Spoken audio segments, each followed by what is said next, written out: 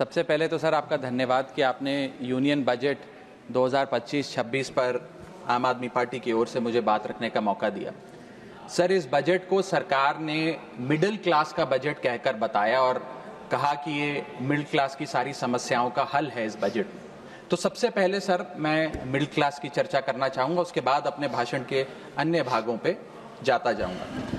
Sir, पहली बात तो यह है कि सरकारें मिडिल क्लास को एक आत्मा रहित कंकाल समझती हैं जिसकी हड्डियों पे चढ़ के $5 ट्रिलियन इकोनॉमी बनाना चाहती हैं। सर, इस देश का मिडिल क्लास कमर तोड़ मेहनत करता है, लेकिन इस मेहनत के बावजूद मिडिल क्लास गरीब हो रहा है, अमीर नहीं हो रहा।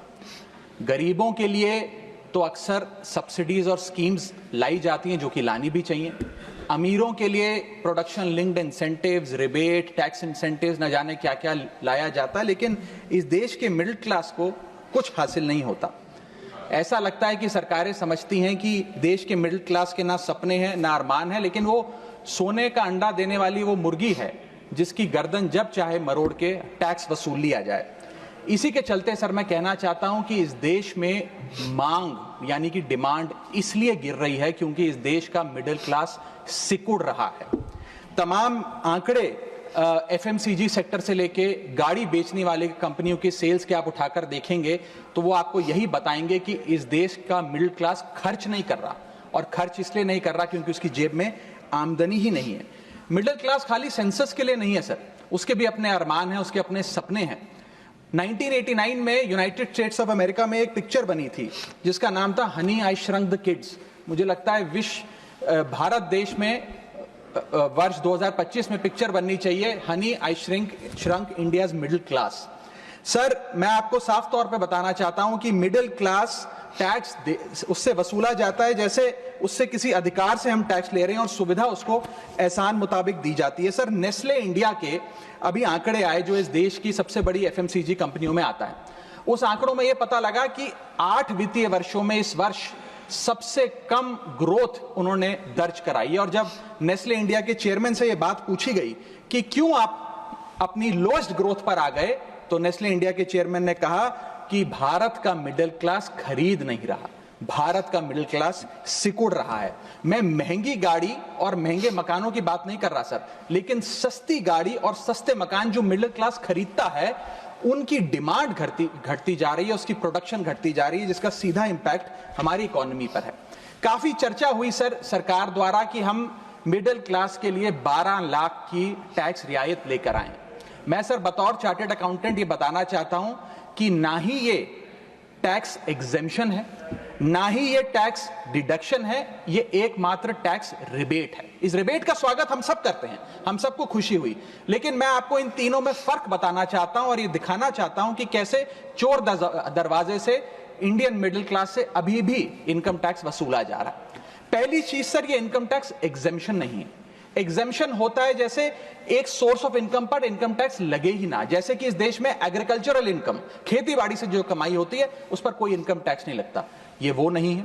ये टैक्स डिडक्शन भी नहीं है। टैक्स डिडक्शन होता है कि फर्ज करिए आपने साल में 15 लाख रुपए कमाए, इनकम टैक्स डिडक्शन आपको 12 लाख रुपए की मिली, तो 15 घटा 12 3 लाख पर आपको इनकम टैक्स देना पड़ेगा। ये टैक्स डिडक्शन भी नहीं है, ये टैक्स रिबेट है। यानी कि 12 लाख तक अगर आपने पैसा कमाया साल में तो आपको इनकम टैक्स नहीं देना, लेकिन जैसे ही 12 लाख से ज्यादा, फर्ज करिए आपने 12 लाख 1,000 रुपए कमाया, तो पूरे 12 लाख 1,000 पे आपके स्लैब अनुसार आपसे इनकम टैक्स वसूला जाएगा। और दूसरी चीज, कैपिटल गेन्स पे, यानी कि अगर आप अपने कोई मकान बेचते हैं, सोना बेचते हैं, इक्विटीज बेचते हैं, शेयर्स बेचते हैं, उस पर जो कैपिटल गेन पे, मुनाफे पे लगता है टैक्स, वो इस 12 लाख की सीमा में नहीं आएगा, उस पे आपको अतिरिक्त टैक्स देना पड़ेगा। सर, लेकिन इस 12 लाख की रियायत से कितने लोगों को भारत देश में फायदा हुआ, यह भी समझने की आवश्यकता है। हम 140 करोड़ की आबादी वाले देश में रहते हैं, जिसमें मात्र 8 करोड़ लोग इनकम टैक्स की रिटर्न भरते हैं, और इन 8 करोड़ लोगों में से मात्र 3 करोड़ लोग इनकम टैक्स भी भरते हैं। यानी कि 8 करोड़ लोग इनकम टैक्स की रिटर्न भरते हैं, 5 करोड़ लोग जीरो इनकम दिखा के अपनी इनकम टैक्स की रिटर्न भरते हैं, जीरो टैक्सेबल इनकम, और उनसे कोई इनकम टैक्स नहीं वसूलती। लेकिन जो बाकी 3 करोड़ बचे, मात्र वो ही इनकम टैक्स भरते हैं। तो किन लोगों का फायदा हो रहा है, ये भी समझने की आवश्यकता है। और इसका मुकाबला आप करिए सर, सीएमआई का डेटा बताता है कि इस देश में कंजम्पशन के आधार पे 43 करोड़ इंडियंस, 43 करोड़ भारतीय भारत की मिडिल क्लास में आते हैं। 43 करोड़ में से मात्र 2 से 3 करोड़ लोगों को ही इसका फायदा होने जा रहा है। उसका हम स्वागत करते हैं, लेकिन बाकियों के लिए क्या? वित्त मंत्री जी ने यह फैसला जब सुनाया तो कहा कि इससे भारत की कंजम्पशन बढ़ेगी, खपत बढ़ेगी और इकोनॉमी का चक्का, इकोनॉमी का पहिया चलने लग जाएगा। मैं आपको बताना चाहता हूं और इस सदन में भविष्यवाणी करता हूं सर कि इस टैक्स रियायत से इस देश की कंजम्पशन नहीं बढ़ने वाली। अगर आप वास्तव में इस देश की खपत यानी कि कंजम्पशन बढ़ाना चाहते हैं तो आपको इनकम टैक्स के साथ साथ जीएसटी नाम का टैक्स कम करना पड़ेगा, क्योंकि जीएसटी वो टैक्स है जो इस देश का अमीर से अमीर आदमी और गरीब से गरीब आदमी भी देता है। जब गरीब आदमी अपने घर में चूल्हा जलाने के लिए माचिस खरीदता है तो उस पर भी जीएसटी देता है, और अमीर आदमी जब सफर करने के लिए मर्सिडीज और बीएमडब्ल्यू खरीदता है उस पर भी जीएसटी देता है। जीएसटी वो लोग भी देते हैं जो इनकम टैक्स नहीं भरते, जीएसटी वो लोग भी देते हैं जिनको सरकार, उन 80 करोड़ भारतीयों को जिनको फ्री राशन देती है, जीएसटी उनसे भी वसूला जाता है। तो सही मायने में अगर आप भारत में खपत यानी कि कंजम्पशन को बढ़ाना चाहते हैं, इकोनॉमी रिवाइव करना चाहते हैं, तो आपको जीएसटी कम करना पड़ेगा और जीएसटी स्ट्रीमलाइन करना पड़ेगा। सर, मिडिल क्लास इस देश का सबसे देशभक्त क्लास है जो सबसे ज्यादा टैक्स देता है। और सर, जब नौकरी से लौटता हुआ साधारण पैंट शर्ट पहने मिडिल क्लास का आदमी मेट्रो की लाइन में खड़ा होता है तो उसे यह चिंता नहीं होती कि घर जाकर कौन सी पिक्चर देखूंगा या कौन सा पकवान खाऊंगा। उसे यह चिंता होती है कि मैं अगले हफ्ते अपने बच्चों की फीस कैसे भरूंगा, बाबूजी का ऑपरेशन कैसे कराऊंगा, या बड़े साल नौकरी कर ली, अब एक स्कूटी खरीद लेता हूं। लेकिन जब बाजार जाता है तो पता लगता है वो स्कूटी जो 4 लाख की जो 40,000 की मिलती थी वो अब 1 लाख रुपए की मिलने लगी, या वो ऑल्टो गाड़ी जो 3-3.5 लाख की मिलती थी अब 10 लाख रुपए की मिलने लगी। ये सच्चाई है सर, और इसलिए है क्योंकि सर सैलरी बढ़ती नहीं, बचत होती नहीं, सिर्फ और सिर्फ महंगाई बढ़ती है। और सर, मैं ये भी आपको बताना चाहूंगा, रिपोर्ट्स बताती है, इकोनॉमिक सर्वे ऑफ इंडिया बताता है कि सैलरी औसतन मात्र 3% बढ़ी है पिछले वित्तीय वर्ष में, जबकि food inflation 10%, health care inflation 15% और कंज्यूमर प्राइस इन्फ्लेशन और न जाने कितनी इन्फ्लेशन तो इनसे कहीं ज्यादा ऊपर आंकड़ों पर आज मंडरा रही है। लेकिन उसके मुकाबले सैलरी मात्र 3% बढ़ी। सर, देश का मिडिल क्लास एक बहुत बड़े डेट ट्रैप में भी फंसने जा रहा है। मैं ये भी भविष्यवाणी आज करना चाहूंगा, क्योंकि भारत का household debt to GDP ratio आज 40% पे खड़ा हो गया। सरल भाषा में बताऊं तो भारत के मिडिल क्लास परिवार आज रोजमर्रा के जीवन के लिए, अपने डेली एक्सपेंसेस के लिए लोन लेने पर मजबूर हो गए हैं, चाहे वो पर्सनल लोन हो, चाहे वो क्रेडिट कार्ड के जरिए हो, या चाहे वो अन्य प्रकार से फाइनेंशियल इंस्टीट्यूशन से ब्याज पर पैसा लेना हो। यानी कि जो सैलरी 1 तारीख को आती है वो पहले ही आपके रोजमर्रा के जीवन में जो आपने खर्चा करने के लिए ब्याज पर पैसा लिया हुआ है उसके भुगतान में लग जाती है, और इंडिया का मिडिल क्लास एक डेट ट्रैप में फंसता जा रहा है। ये लोन कोई मकान बनाने के लिए या दफ्तर खरीदने के लिए या एसेट क्रिएशन के लिए नहीं है, ये day to day expenses meet करने के लिए, जो भारत के मिडिल क्लास को एक डेट ट्रैप में खड़ा करता जा रहा है। सर, सैलरी तो 7 तारीख को आती है महीने की, लेकिन 1 तारीख को मकान मालिक आ जाता है दरवाजे पे दरवाजा खटखटाने की किराया दो। और सारी उम्र काम करने के बाद एक मिडिल क्लास का आदमी सोचता है कि अंत में रिटायरमेंट के समय एक छोटा सा अपना मकान, जमीन खरीद के मकान बनाऊंगा। जमीन खरीद के मकान बनाना तो छोड़िए सर, आज रियल एस्टेट के प्राइसेस आपकी अर्निंग्स, मिडिल क्लास की अर्निंग्स के मुकाबले इतने ज्यादा हैं कि रिटायरमेंट 2-3 जन्म काम करने के बाद, रिटायरमेंट लेने के बाद भी शायद वो 2 BHK अपार्टमेंट भी नहीं खरीद पाएगा। इसीलिए मिडिल क्लास आज सरकार को वो गाना सुनाना चाहता है कि सारी उम्र हम मर मर के जी लिए, एक पल तो अब हमें जीने दो। सच्चाई यह है सर कि मिडिल क्लास के घरों में जब कभी शादी का कार्ड आता है तो चिंता हो जाती है कि सगन में कितना पैसा देना पड़ेगा, और साथ ही साथ नया सूट सिलवाना पड़ेगा, ट्रेन का खर्चा हो जाएगा, एटसेट्रा। सर, मिडिल क्लास के साथ साथ मैं दूसरा बड़ा मुद्दा जो आज इस वक्तव्य में आपके सामने पेश करना चाहूंगा सर, वो है रेलवे का। सर, रेलवे का एक अतिरिक्त बजट आया करता था जिसकी प्रथा बंद हो गई। आप इस भारतीय रेल के महत्व इसी चीज से समझ सकते हैं कि उसके लिए एक अतिरिक्त बजट सदन में पेश किया जाता था, क्योंकि अब रेल बजट पेश नहीं होता तो उस पर व्यापक चर्चा भी नहीं होती। लेकिन इस वक्तव्य के माध्यम से मैं रेल बजट से संबंधी कुछ चीजें आपके सामने अवश्य रखना चाहूंगा। इस यूनियन बजट 2025-26 में माननीय वित्त मंत्री जी ने 2,55,000 करोड़ की फाइनेंशियल एलोकेशन रेलवेज की कैपेक्स के लिए मांगी है। ये 2009 से 2014 के बीच में लगभग 50,000 करोड़ होती थी, जो आज इतने गुना 5 गुना बढ़ के 2.5 लाख करोड़ से ऊपर हो गई है। तो इस पे व्यापक चर्चा अवश्य होनी चाहिए। सर, भारतीय रेल जो भारत की लाइफलाइन कहलाई जाती थी, आज उसकी स्थिति ऐसी है कि अगर मजबूरी ना हो तो शायद कोई यात्री रेल की ओर देखना भी ना चाहे। रेल जनता का रेल जरूर बना रही है और इसका कारण यह है कि भारतीय रेल को अपनी पीआर, सोशल मीडिया कैंपेन्स और रील्स ज्यादा पसंद है, ना कि रेल की सुविधाओं को कैसे बेहतर करना है वो पसंद है। सर, भारतीय रेल एक समय इस देश के 140 करोड़ आबादी का गौरव और उम्मीद हुआ करती थी, गरीबों का सहारा हुआ करती थी। लेकिन आज मैं बताना चाहता हूं कि भारतीय रेल की वो स्थिति है जो शायद ही पूरे सब कॉन्टिनेंट के तमाम रेलवे से अगर आप कंपेयर करें तो बद से बदतर होती जा रही है। सर, जितनी आबादी ऑस्ट्रेलिया की है, स्विट्जरलैंड की है, डेनमार्क की है, स्वीडन की और अन्य देशों की है, उससे ज्यादा लोग भारतीय रेल में रोज सफर करते हैं। सर, इतना महत्व है भारत की रेलवे का। लेकिन कई बड़ी चिंताएं आज भारत के एक आम रेल यात्री को सता रही हैं, जो मैं चाहूंगा इस बजटरी एलोकेशन के माध्यम से वित्त मंत्री जी और रेल मंत्री जी इसे एड्रेस करें। पहला है सर, घटती रफ्तार और बढ़ता किराया।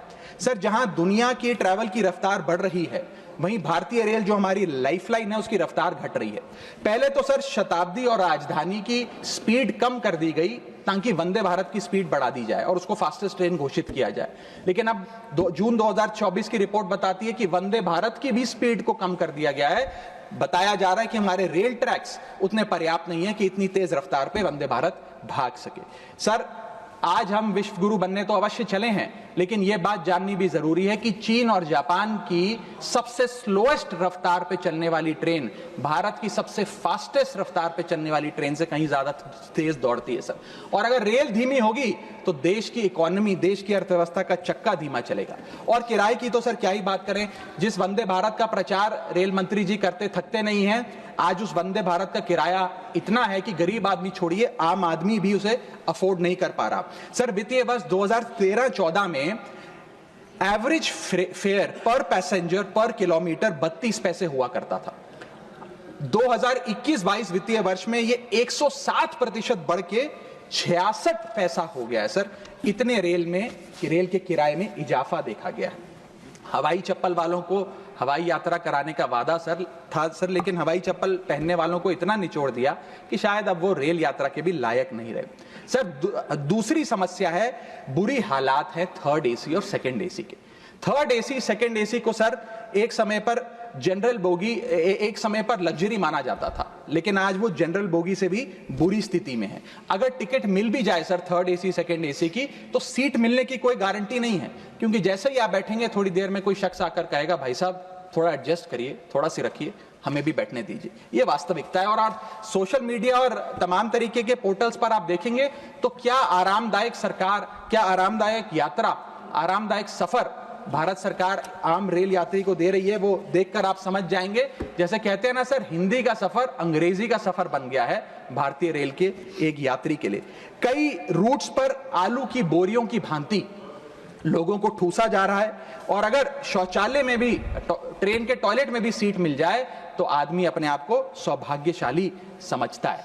सर, जहां भेड़ बकरियों की तरह भोले भाले लोगों को ट्रेन में ठूसा जा रहा है, पूरी टिकट लेकर सुविधा के नाम पे सिर्फ धक्का दिया जा रहा है, और सर हमारे देश के भोले भाले आम आदमी इसको अपनी किस्मत समझकर स्वीकार कर लेते हैं। सर, मैं तीसरी बड़ी रेल समस्या जो कि है मिसमैनेजमेंट, अव्यवस्था, उस पर आपका ध्यान आकर्षित करना चाहूंगा। सर, पहले तो रेल की टिकट मिलती नहीं, अगर मिल भी जाए आपने अगर 2, ढाई, 3 महीने पहले टिकट बुक कराई हो, टिकट कंफर्म हो जाए तो सीट मिलने की कोई गारंटी नहीं। और सर आप अपना अनुभव देखिए, जब आप सबसे पहले प्लेटफॉर्म पर पहुंचते हैं अपनी ट्रेन में चढ़ने के लिए, तो आपको चारों तरफ सिर्फ गंदगी ही गंदगी नजर आती है। अगर बुजुर्गों के साथ या घर परिवार की महिलाओं के साथ आप ट्रैवल कर रहे हैं तो एक क्लीन वॉशरूम तक आपको मुहैया नहीं कराया जाता। और हालात यह है कि लोग मजबूर हैं प्लेटफॉर्म पर अखबार बिछाकर सोने के लिए, और वेटिंग एरिया के नाम पर तो सर सिर्फ एक नेम प्लेट, एक बोर्ड लगा नजर आता है और कुछ नहीं नजर आता। तो सर ट्रेन पे चढ़ने से लेकर ट्रेन पे उतरने तक की एक बड़ी लंबी फहरिस्त है अव्यवस्था की।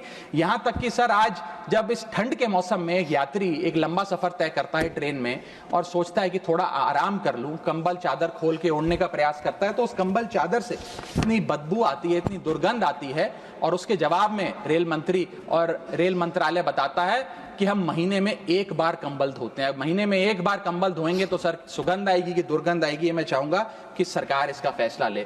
हाइजीन रिलेटेड कंप्लेंट्स में पिछले 2 वित्तीय वर्षों में 500% का इजाफा हुआ है। ये दिखाता है कि हाइजीन स्टैंडर्ड्स को कितना कॉम्प्रोमाइज करती जा रही है हमारे देश की रेल। और सर अगर प्लेटफॉर्म पे भूख लग जाए तो आपको पानी वाली चाय, गंदे तेल में तले समोसे और छोले भटूरे अवश्य मिल जाएंगे। और इसी के साथ साथ अगर आपने IRCTC का खाना बुक किया हो और रेल विभाग आपको खाना दे, तो जब वेज थाली आप मंगाएंगे तो उसमें आपको कॉम्प्लीमेंट्री मच्छर, कॉकरोच और कीड़े मकोड़े भी नसीब हो सकते हैं। जब आप वेज थाली ऑर्डर करेंगे और ये आपको नसीब नहीं होंगे तो सूखी रोटी, कच्चे चावल और पानी जैसी दाल तो अवश्य मिलेगी।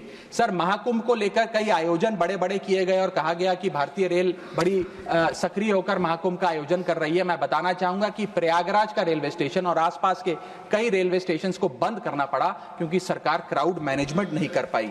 और कहां पर ये स्पेशल ट्रेन चल रही है महाकुंभ के लिए, मैं पूछना चाहूंगा कोई व्यक्ति है जिसके पास एक स्पेशल ट्रेन की कंफर्म टिकट है सर? और सर मैं चौथी बड़ी चीज जिस पर आपका ध्यान आकर्षित करना चाहूंगा वो है आम आदमी से लूट। सर पहले तो IRCTC की वेबसाइट का इंटरफेस कुछ इस प्रकार है कि आप टिकट बुक नहीं कर पाएंगे। जब बुक करने के लिए थर्ड पार्टी एप्स पे जाएंगे तो वो आपसे मोटा कमीशन लेंगी। अब खुदा ना खास्ता आपकी यात्रा कैंसिल हो जाए तो मोटा कैंसिलेशन चार्ज भी आपसे वसूला जाएगा। और प्लेटफॉर्म टिकट की तो क्या बात करें सर, आपके सगे संबंधी अगर आपको प्लेटफॉर्म पर छोड़ने आए तो कितना प्लेटफॉर्म पे खर्चा होता है, कितनी प्लेटफॉर्म टिकट किस रेट पर वसूली जाती है वो आपको पता है सर। और हालात ऐसे हैं कि वहां पर बिस्लरी का पानी आप प्लेटफॉर्म पर खरीदिए तो बिलसेरी का नकली पानी आपको दिया जाता है। ऐसे ऐसे ब्रांड्स के चिप्स, चॉकलेट्स, बिस्किट्स और पानी दिया जाता है जिन ब्रांड्स का आपने कभी नाम नहीं सुना। सर पांचवी समस्या है ज्यादा से ज्यादा नॉर्मल ट्रेन चलाने की आवश्यकता। सर बुलेट ट्रेन और वंदे भारत से ज्यादा किफायती यात्रा नॉर्मल ट्रेन में हो जाए तो देश का आम आदमी खुश हो जाएगा। आज इस भीषण महंगाई और भयंकर बेरोजगारी का आलम कुछ इस प्रकार है कि लोगों के पास समय ही समय है लेकिन पैसा नहीं है। भले ही आप आधा 1 घंटा रफ्तार धीमी कर दें लेकिन 2000 रुपए में मिलने वाली टिकट को ट्रेन की 500-600 रुपए कर दें तो आम आदमी का बहुत भला हो जाएगा। सर इसी के साथ साथ मैं बुजुर्गों की बंद हुई सब्सिडी पर भी आपका ध्यान आकर्षित करना चाहूंगा। 2020 में सरकार ने बुजुर्गों को मिलने वाली रेल टिकट पर जो सब्सिडी थी वो बंद कर दी, जिसके चलते सरकार ने काफी ढोल बजाकर कहा कि वित्तीय वर्ष 22-23 में उन्होंने 2242 करोड़ पैसे 150 मिलियन सीनियर सिटीजन से वसूल किए हैं, यानी कि 2200 करोड़ की रेलवे की इनकम में इजाफा हुआ। अब बताइए सर, क्या हम अपने बड़े बुजुर्गों की हड्डियां निचोड़कर भी पैसा वसूलेंगे? पूरी जिंदगी भर काम करने के बाद एक सीनियर सिटीजन सोचता है कि रिटायरमेंट के बाद तीर्थ करने जाऊंगा, धार्मिक स्थानों पे जाऊंगा, लेकिन आज हम ये सब्सिडी बंद करके उन पर महंगाई का एक बड़ा बर्डन डाल रहे हैं। मैं वित्त मंत्री जी को और रेल मंत्री जी को कहना चाहूंगा कि अगर ये बड़े बुजुर्ग तीर्थ यात्रा पे जाएंगे तो शायद आप ही के लिए दुआएं मांगेंगे। सर इसी के साथ साथ मैं रेल और जनता की सुरक्षा, ये मेरा आखिरी पॉइंट है सर, इसके टुवर्ड्स भी आपका ध्यान आकर्षित करना चाहूंगा। सर पहले सुरक्षित यात्रा की गारंटी हुआ करती थी, आज कोई गारंटी नहीं। रेल मंत्री कहते हैं हमने कवच सिस्टम नाम का एक नया सिस्टम लागू किया है जिससे अब रेल दुर्घटनाएं बंद हो जाएंगी। सर क्या 1 महीना भी ऐसा बीता कवच सिस्टम लागू होने के बाद जब रेल दुर्घटना का कोई समाचार हमारे पास नहीं आया? सर बीते 5 सालों में 200 से ज्यादा रेल एक्सीडेंट्स हुए हैं जिसमें 400 से ज्यादा लोगों की मौत और अनगिनत लोग इंजर हुए हैं। CAG की वर्ष जो अभी रिपोर्ट आई वो बताती है कि वित्तीय वर्ष 2018 से 2021 के भीतर जितनी भी ट्रेन एक्सीडेंट्स हुए उसका 75% कारण लैक ऑफ ट्रैक मेंटेनेंस, यानी कि रेल ट्रैक की मेंटेनेंस में जो कमी है उसकी वजह से रेल की दुर्घटनाएं हो रही हैं। हम ये हाउस 2.5 लाख करोड़ रुपए सैंक्शन करने जा रहा है भारतीय रेल को। मुझे उम्मीद है कि कम से कम ट्रैक मेंटेनेंस तो ठीक ठाक तरीके से रेलवे विभाग कराएगा।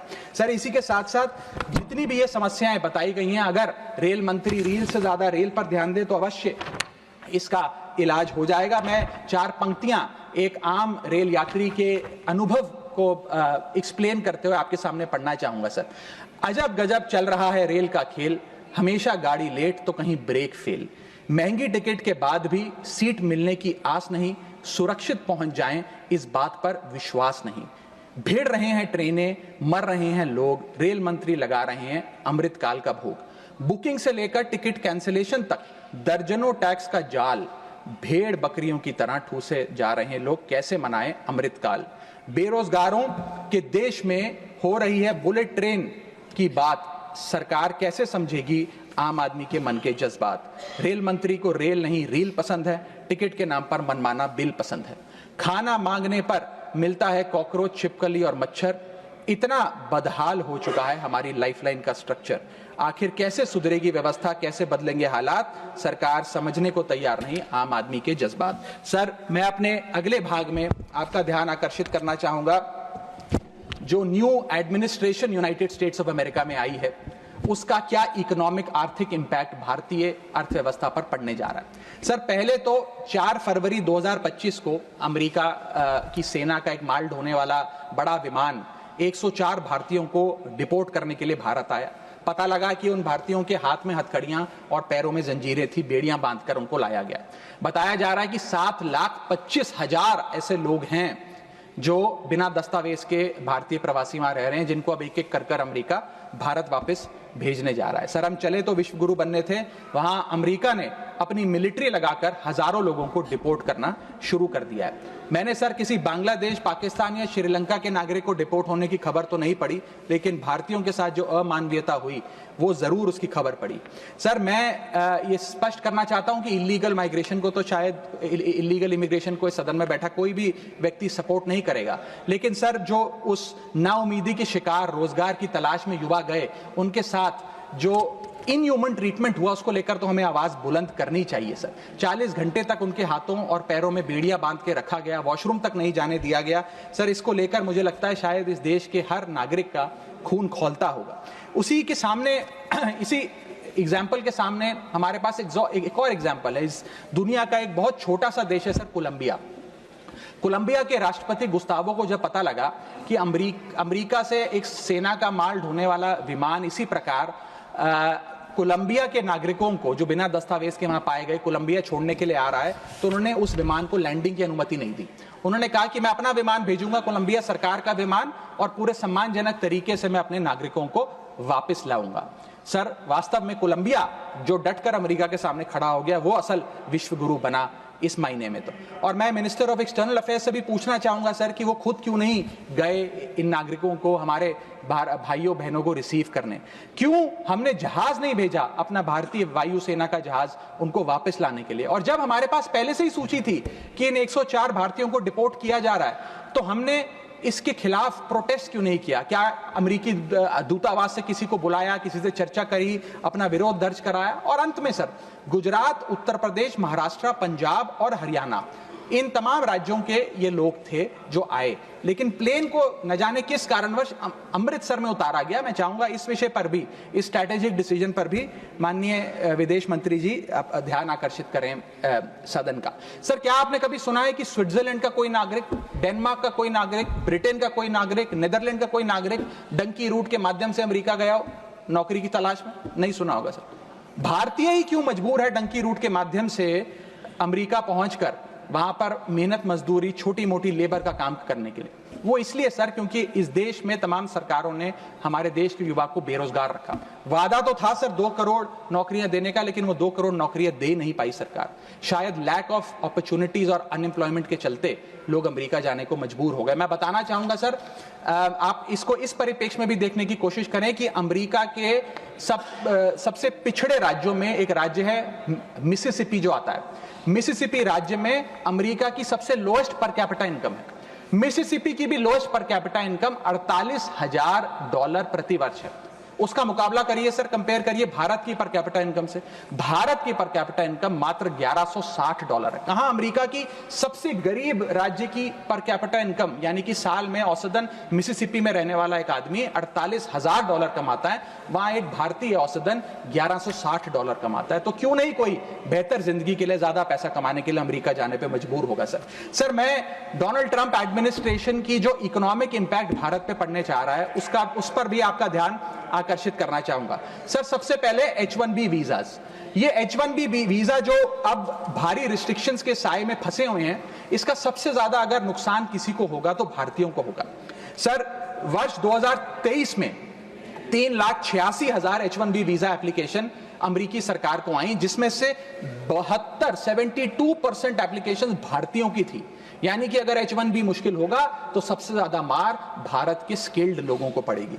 दूसरा, स्ट्रिक्टर H1B वीजा, अगर स्ट्रिक्टर H1B वीजा होगा और H1B वीजा वालों के वेज में मॉड्यूलेशन करी जाएगी, उसके चलते तमाम वो कंपनियां जो भारतीयों को रोजगार देती हैं अमेरिका में, वो भारतीयों को निकाल कर लोकल अमेरिकन को जॉब्स देंगी, जिसके चलते एक बहुत बड़ी बेरोजगारी की फौज, हिंदुस्तानियों की फौज परेशान हो जाएगी, भारत वापस आने को मजबूर हो जाएगी। सर तीसरा पॉइंट, ट्रंप के प्रपोज्ड टैरिफ्स। ये टैरिफ्स क्या है सर जिसकी इतनी चर्चा होती है कि ट्रंप एडमिनिस्ट्रेशन टैरिफ लगाने जा रहा है, प्रपोज टैरिफ लगाने जा रहा है। उसका सरल मैं एक उदाहरण के माध्यम से आपको समझाना चाहूंगा। टैरिफ को आप एक इंपोर्ट ड्यूटी के चश्मे से भी समझ सकते हैं। मान लीजिए अमेरिका में बैठा एक बायर हिंदुस्तान के एक मैन्युफैक्चरर से एक शर्ट खरीदता है 100 रुपए की। आज वो शर्ट उसे 100 रुपए की पड़ती है, लेकिन अगर ये अमेरिका की नई हुकूमत, ट्रंप एडमिनिस्ट्रेशन 20% का टैरिफ शर्ट्स पर लगा दे, एपरल्स पर लगा दे, तो वो 100 रुपए की शर्ट अमेरिका के बायर को 100 रुपए की नहीं 120 रुपए की पड़ेगी।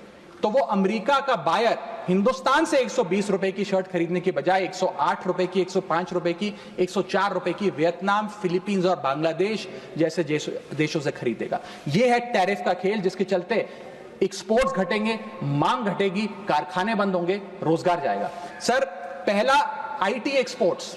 भारत $245 बिलियन का सालाना आईटी एक्सपोर्ट करता है। इसका 80% export United states of America को होता है। सबसे बड़ा प्रहार आईटी एक्सपोर्ट्स पे होगा। दूसरा, 15 से 25% यूएस टैरिफ्स इंडियन एपरल्स यानी कि टेक्सटाइल्स पर लगने जा रहे हैं, जिसका मैंने उदाहरण अभी आपको दिया।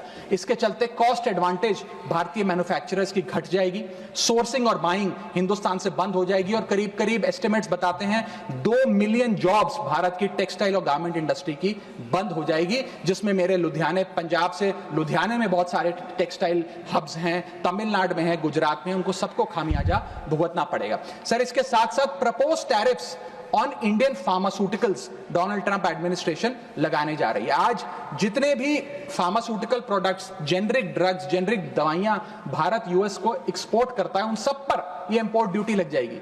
मैं आपको बताना चाहूंगा 40% यूएसए की जितनी खपत है उसके 40% जेनरिक दवाइयां और ड्रग्स भारत सप्लाई करता है।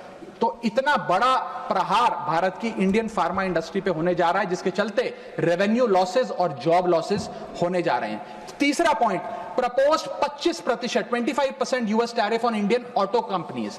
ऑटोमोबाइल, ऑटो पार्ट्स बनाने वाली कंपनियों पर 25% की ड्यूटी लगाने जा रही है ट्रंप एडमिनिस्ट्रेशन, जिसके चलते $14 बिलियन का ट्रेड इंपैक्ट होने जा रहा है। और इसके चलते भारत में मैन्युफैक्चर हो रही ऑटोमोबाइल्स की डिमांड घटेगी, एक्सपोर्ट घटेगा, कारखाने बंद हो गए और 10 लाख से ज्यादा लोगों की नौकरियां जा सकती हैं। सर चौथा और महत्वपूर्ण पॉइंट, एक बहुत बड़ी बेरोजगारों की फौज भारत की ऑलरेडी बेरोजगार फौज में जुड़ जाएगी। पूछिए कैसे सर? सर 7,25,000 वो लोग जो बिना दस्तावेज के रह रहे हैं, जिन्हें अमेरिका कह रहा है हम भारत भेज देंगे। 1 मिलियन वो लोग जिनका ग्रीन कार्ड अभी पेंडिंग है, उनका ग्रीन कार्ड कैंसिल हो जाएगा। लाखों H1B वीजा एप्लीकेंट जिनका H1B वीजा मिलना अब नामुमकिन सा हो गया है। और उसके अतिरिक्त भारत में जो टेक्सटाइल्स, फार्मा, आईटी और ऑटोमोबाइल इंडस्ट्री है उसमें जॉब ले ऑफ्स होंगे, यानी कि इन लाखों लोगों की एक जो अनएम्प्लॉयड लोगों की फौज भारत आकर भारत की ऑलरेडी अनएम्प्लॉयड लोगों की फौज में जुड़ जाएगी, उसको कैसे हम इस इकोनॉमिक साइकिल में रीइंटीग्रेट करेंगे, कैसे इस अनएम्प्लॉयमेंट और अंडर एम्प्लॉयमेंट का सामना करेंगे। सर मेरा आखिरी पॉइंट इस ट्रंप एडमिनिस्ट्रेशन का जो इकोनॉमिक इंपैक्ट भारत पर पड़ेगा उसके संदर्भ में है, वो ये है सर कि भारत की फॉरेन इनवर्ड रेमिटेंसेस घट जाएंगी, भारत का फॉरेक्स रिजर्व्स घटेगा। सर वर्ष 2024 में डॉक्यूमेंटेड एंड अनडॉक्यूमेंटेड भारतीय प्रवासी भारतीय जो यूएस में रहते हैं उन्होंने कुल मिलाकर 111 बिलियन डॉलर भारत भेजे, यानी कि वहां पर जो आदमी रहता है वो कमाई करता है, वो पैसा हिंदुस्तान भेजता है ताकि हिंदुस्तान में जो उसका परिवार, बूढ़े माँ बाप, बीवी बच्चे, भाई बहन हैं, वो सम्मानजनक जीवन जी सकें। जब उनकी नौकरियां ही नहीं रहेंगी, जब वो पैसा ही नहीं कमाएंगे तो वो क्या पैसा भेजेंगे, जब वो पैसा नहीं भेजेंगे तो भारत के फॉरेक्स रिजर्व्स घटेंगे और फॉरेक्स रिजर्व्स घटने की वजह से रुपया और कमजोर होगा और डॉलर और मजबूत होगा। सर भारत की कॉर्पोरेट टैक्स कलेक्शंस में 3 से 4 हजार करोड़ का नुकसान होने जा रहा है इस ट्रंप एडमिनिस्ट्रेशन के प्रपोज टैरिफ्स की वजह से, और इन्फोसिस, टीसीएस जैसी बड़ी बड़ी कंपनियां अब 80 से 90% अमेरिकी लोगों को नौकरियां देंगी। भारतीय जो H1B वीजा पे वहां काम कर रहे हैं उनको निकालने का काम शुरू होने जा रहा है। सर जो अमेरिका कहता है वो भारत हमेशा से करता है, एक वफादार दोस्त की तरह। अमेरिका कहता है ईरान से कम तेल खरीदो, हम कम तेल खरीदते हैं। अमेरिका कहता है मुझसे वेपन्स खरीदो, हम डिफेंस हेलीकॉप्टर्स उनसे खरीदते हैं। अमेरिका कहता है फलाना फलाने देश पे मैंने सैंक्शन लगा दिया, इस पे रिस्ट्रिक्शंस लगा दी, इससे आप अपना व्यापार बंद कर दो, हम व्यापार बंद कर देते हैं। अमेरिका कहता है रशिया से डिफेंस एयर सिस्टम ना खरीदो, हम उसे निलंबित कर देते हैं। लेकिन उसकी इन सारी चीजों को मानने और एक वफादार दोस्त होने के नाते हमने ये चीजें मानी भी, उसके बदले भारत को मिलता क्या है सर? और सर सबसे जरूरी बात, भारत में एक बहुत बड़े वर्ग ने और खास तौर पे भारतीय जनता पार्टी के समर्थकों ने सोशल मीडिया पर कैंपेन चलाया ट्रंप को जिताने के लिए कि ट्रंप चुनाव जीत जाए। न जाने कितने ट्वीट, फेसबुक, इंस्टाग्राम, यूट्यूब पे वीडियो बना बना कर डाले कि ट्रंप जीत जाए। यहां तक कि कुछ लोगों ने तो हवन और अनुष्ठान भी किए कि डोनाल्ड ट्रंप अमेरिका के राष्ट्रपति फिर से बन जाए। लेकिन उसके बदले हमें हासिल क्या हुआ? पहला झटका जो ट्रंप एडमिनिस्ट्रेशन ने दिया सर, वो भारत को दिया। सर इन 104 भारतीय जो वापस आए हैं, जिनकी हाथों में जंजीरें और पैरों में बेड़ियां थी, उनके लिए भी सर 4 पंक्तियां लाया हूं, गौर फरमाइएगा। सपना था कि अमेरिका जाकर कुछ कमाएंगे, ये नहीं पता था कि ऐसे बांधकर वापस लाए जाएंगे। हाथों में हथकड़ी, पैरों में बंधी रही बेड़ियां, दर्द से टूटती और चटकती रही एड़ियां, कस के बांधा जंजीरों से जैसे कोई सामान, टपकते आंसू सुनाते हैं क्रूरता की दास्तां। सपने में भी नहीं सोचा था कि ऐसा मंजर, मगर अपनों ने ही खोप दिया पीठ में खंजर। क्या बीती होगी उन पर ये वो ही जानेंगे, उनके जख्मों को विदेश मंत्री नहीं पहचानेंगे। हर चेहरे पर लिखी है क्रूरता की कहानी, हर चेहरे पर लिखी है क्रूरता की कहानी, गुनाह सिर्फ इतना कि वो है हिंदुस्तानी। सर अंत में मैं बस समाप्त कर रहा हूं सर, मैं आपका ध्यान आकर्षित करना चाहूंगा डीवैल्यूएशन ऑफ द इंडियन रुपी पर, कि गिरता हुआ रुपया। सर रुपये आज ऑल टाइम लो पर है। जब मई 2014 में ये सरकार बनी थी तब एक डॉलर 58 रुपए के आसपास मंडराता था। आज एक रुपया 87 रुपीज के आसपास मंडरा रहा है, which is an all time low. Sir रुपया कोई कागज की एक टुकड़ा, कोई पीस ऑफ पेपर नहीं है, रुपया कोई करेंसी भी नहीं है, रुपया हमारी देश की प्रतिष्ठा है। करेंसी गिरती है तो देश की प्रतिष्ठा गिरती है। तमाम देश एक दूसरे देश को कितना सम्मान देना है ये इस बात से भी तय करते हैं कि उसकी करेंसी की कितनी वैल्यू है। और अगर हमारी इंटरनेशनल पहचान कमजोर होती है तो हमारी अर्थव्यवस्था भी कमजोर होगी। सर इसके साथ साथ जैसे जैसे रुपया गिरता है हमारे देश में इन्फ्लेशन वैसे वैसे बढ़ती है, इसलिए क्योंकि हम बहुत सारी वस्तुएं इंपोर्ट करते हैं, तो इंपोर्टेड इन्फ्लेशन भी हमारे देश के टोटल इन्फ्लेशन का एक बहुत बड़ा हिस्सा है। मैं आपको उदाहरण के तौर पे बताना चाहूंगा सर कि मान लीजिए एक शर्ट हम अमेरिका से खरीदते थे ₹74 की पिछले साल, क्योंकि $1 ₹74 का था। आज वही शर्ट खरीदने के लिए हमें 86-87 रुपए देने पड़ेंगे, यानी कि भारत के लिए वो कॉस्ट पड़ेगी, भारत के बायर के लिए कॉस्ट पड़ेगी, और इन टर्न वो ज्यादा कॉस्ट आम आदमी को पास ऑन करी जाएगी। सर 5 प्रकार की इन्फ्लेशन बढ़ रही है, क्योंकि डॉलर बढ़ रहा है और रुपया गिरता जा रहा है, रुपये न्यूनतम स्तर पे आके खड़ा हुआ है। पहला है food inflation. Sir Bharat edible oils और पल्सेस बड़ी मात्रा में इंपोर्ट करता है। भारत की खपत का 56% एडिबल ऑयल हम इंपोर्ट करते हैं, और भारत की पल्सेस की कंजम्पशन का 15% क्वांटिटी हम इंपोर्ट करते हैं। जब इतनी बड़ी क्वांटिटी में हम ये चीजें इंपोर्ट करते हैं, तो अगर रुपया गिरेगा, डॉलर कमजोर होगा, तो हमारा फूड इन्फ्लेशन बढ़ेगा। दूसरा इन्फ्लेशन जो बढ़ेगा वो है एनर्जी इन्फ्लेशन। सर हम अपने क्रूड ऑयल यानी कि पेट्रोल, डीजल और जेट फ्यूल्स जिसे मैं कहूं, उनको इंपोर्ट करते हैं। 85% भारत की जितनी खपत है उसका हम क्रूड ऑयल इंपोर्ट करते हैं अन्य देशों से। उसके अतिरिक्त कोल और नेचुरल गैस भी इंपोर्ट करते हैं। जब रुपया गिरेगा तो ये एनर्जी बास्केट की जो वस्तुएं हैं इनका दाम भी बढ़ेगा और ये और महंगी होती जाएंगी, और जब पेट्रोल डीजल के दाम बढ़ेंगे तो हर चीज पर इंपैक्ट आएगा, चाहे वो रोटी, कपड़ा, मकान, सब्जियां, फल और दूध ही क्यों ना हो। और इसी के चलते जब क्रूड ऑयल अंतर्राष्ट्रीय बाजार में घटता भी है, हम उसका लाभ अपने नागरिकों को नहीं दे पाते, क्योंकि भारत सरकार की तो जेब ढीली ही होती रहती है, क्योंकि रुपया गिर रहा है, ज्यादा रुपया हमें देना पड़ता है डॉलर खरीदने के लिए। सर तीसरा इन्फ्लेशन जो डीवैल्यूएशन ऑफ इंडियन रुपी के चलते होगा वो है health care inflation. Bulk drugs, medical equipments और हेल्थ केयर कंज्यूमेबल्स बड़ी तादाद में अन्य देशों से भारत खरीदता है, जिसके सारे कॉन्ट्रैक्ट्स डॉलर में सेटल किए जाते हैं। इसके चलते रुपए गिरने की वजह से हेल्थ केयर के आइटम्स भी महंगे होते जाएंगे। चौथा इन्फ्लेशन है सर एजुकेशन इन्फ्लेशन। लाखों लोग, भारत के लाखों बच्चे विदेश में पढ़ाई करते हैं। माँ बाप कमाते तो रुपए में हैं, लेकिन ट्यूशन फी, अकोमोडेशन फी, लिविंग एक्सपेंसेस, ये तमाम चीजें डॉलर में खर्च करने पे मजबूर होते हैं। इसीलिए सबसे ज्यादा अगर किसी को हिट करेगा ये डीवैल्यूएशन ऑफ द इंडियन रुपी, तो उन लोगों को करेगा जो विदेश में पढ़ रहे हैं। सर आज से 4 साल पहले एक संपन्न परिवार अगर अपने बच्चे को यूनाइटेड स्टेट्स ऑफ अमेरिका में 4 साल का अंडर ग्रेजुएशन कोर्स कराने के लिए भेजता था, तो करीब करीब 1 करोड़ रुपए का खर्चा आता था। आज क्योंकि डॉलर इतना मजबूत और रुपया इतना कमजोर हो गया है, ये अमाउंट बढ़ के 2 से 2.5 करोड़ रुपए हो गया। सर इसी के साथ साथ मैं बताना चाहूंगा कि 5वीं बड़ी इन्फ्लेशन जो इस देश में होने जा रही है गिरते हुए रुपए के चलते, वो है इलेक्ट्रॉनिक्स इन्फ्लेशन।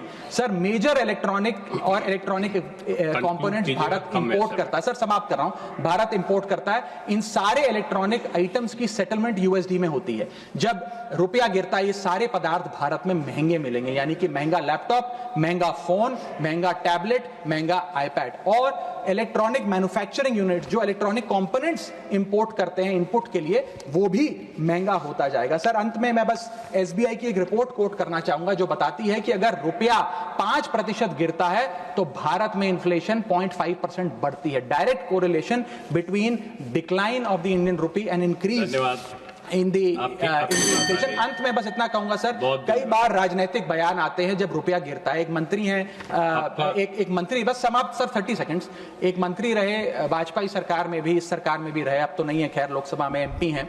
उन्होंने एक बयान दिया था जब रुपया गिरा था। उन्होंने कहा था the worth of the Indian rupee against the dollar was equivalent to Rahul Gandhi's age when UPA came to power. Today it is equal to Sonia Gandhi's age and very soon it will touch Manmohan Singh age. Sir आज लोग वो कहाँ हैं? आज क्यों नहीं बयान देते? आज रुपए पे क्यों नहीं चिंता करते? अब कोई ध्यान क्यों नहीं देता? रुपए पर बयान क्यों नहीं देता? रुपया तो हर दिन गिर रहा है, अब कोई रुपए पे, गिरते रुपए पे ज्ञान क्यों नहीं देता? ये मैं पूछना चाहूंगा। बहुत बहुत शुक्रिया, थैंक यू, बहुत धन्यवाद। जैसे कि मैं सो रहा हूँ तो पिताजी को जगाना है मुझे, तो वो डायरेक्ट उठाने के बजाय, और हिंसा की परंपरा मेरे यहाँ नहीं थी सौभाग्य से, तो वो क्या करते थे कि उस कमरे में आ जाएंगे या बाहर से गुजरेंगे और चौपाई बोलेंगे, प्रात काल उठ गए रघुनाथा, मात पिता गुरु नावही माता। कभी कभी मैं गुस्से में उठ करके, अरे पापा, चरण स्पर्श किया और सो गया। मैंने कहा अब मत उठाना।